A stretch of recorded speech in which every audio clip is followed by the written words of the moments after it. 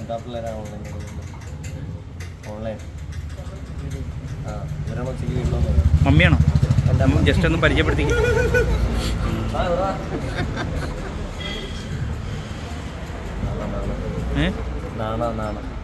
വന്നോ മുകളിൽ 2 ഫ്ലോർ ജിമ്മുണ്ട്. ഭക്ഷണം കഴിച്ചോ? ഇറങ്ങിയിട്ടില്ല.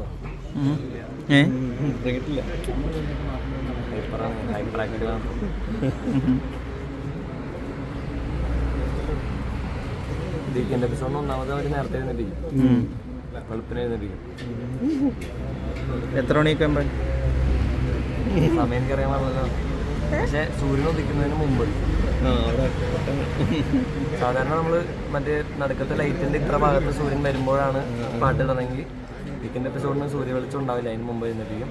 അപ്പോൾ തന്നെ റെഡിയായി നിൽക്കണം എല്ലാവരും. ഓട്ടോമാറ്റിക്കായിട്ട് നമ്മൾ ഉറങ്ങും. പിന്നെ അന്ന് ഉറങ്ങണേന് കുഴപ്പമില്ല. ഇന്ന് ബ്രേക്കിൻ്റെ സമയത്തും ബാക്കിയുള്ള സമയങ്ങളിലൊക്കെ റെഡി ആയതിനു ശേഷം കിടന്ന് ഉറങ്ങണമെങ്കിൽ കുഴപ്പമില്ല. ശരിക്കും നിങ്ങൾ വരെ വെയിറ്റ് ചെയ്താണ്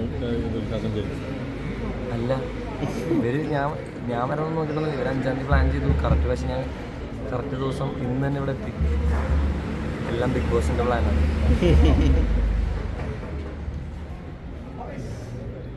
അതാണ് ഹെൻറി,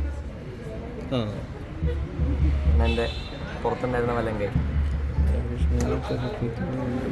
ഇതാണ് മറ്റേ നേരത്തെ 27 വർഷത്തിൻ്റെ കാര്യം പറഞ്ഞില്ല, ആ പുള്ളി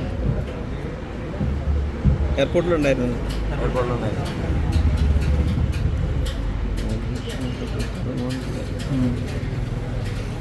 ഇനി സ്ഥിരം ഇനാഗുറേഷനും കാര്യങ്ങളൊക്കെ ഉണ്ടാവില്ലേ?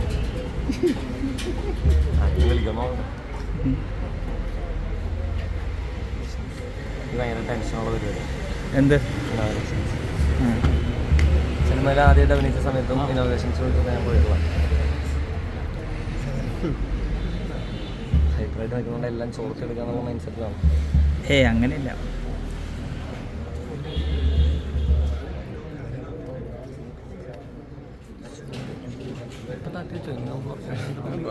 ഈ ഒരു എക്സ്പീരിയൻസ് എങ്ങനെയുണ്ട് മൊത്തത്തിൽ പോയി വന്ന് ഇപ്പോൾ ഇതുവരെ എത്തി നിൽക്കുന്നത്? 8 കിലോ 7-8 കിലോ ഓർമ്മ മാത്രമേ ഉള്ളൂ.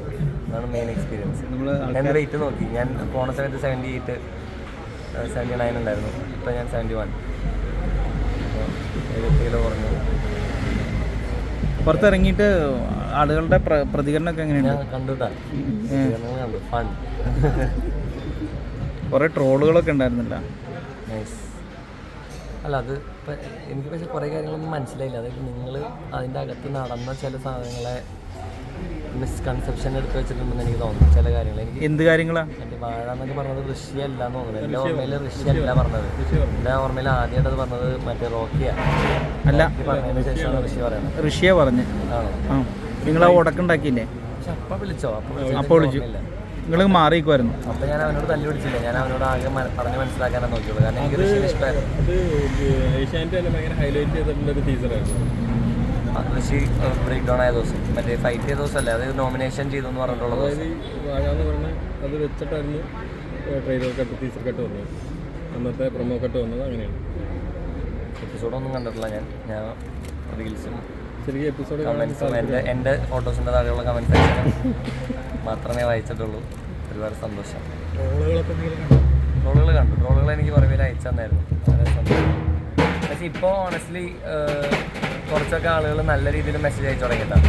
ചീത്ത പറയുന്നത് മാത്രമല്ലാതെ കുറേ പേരൊക്കെ പോയതിൽ വിഷമമുണ്ട്, കുറച്ചുകൂടി നിൽക്കണമായിരുന്നു എന്ന് പറഞ്ഞിട്ട് ഒരുപാട് പേര് മെസ്സേജ് അയച്ചു. അതിൽ സന്തോഷമുണ്ട്.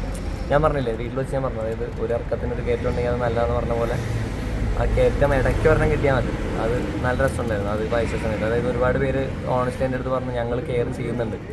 ഒരുപാട് നെഗറ്റീവ് ഉണ്ട്, ടോക്സിക് ആയിട്ടുള്ള ഒരു നിങ്ങളുടെ നേരെ പ്രശ്നങ്ങൾ വരുന്നുണ്ടെങ്കിലും there are people who actually care for you എന്ന് പറയുന്ന സമയത്ത് it's actually fun. നമുക്കൊന്ന് ഇനാഗുറേഷനിലേക്ക് ഇനാഗുറേഷനിലേക്ക്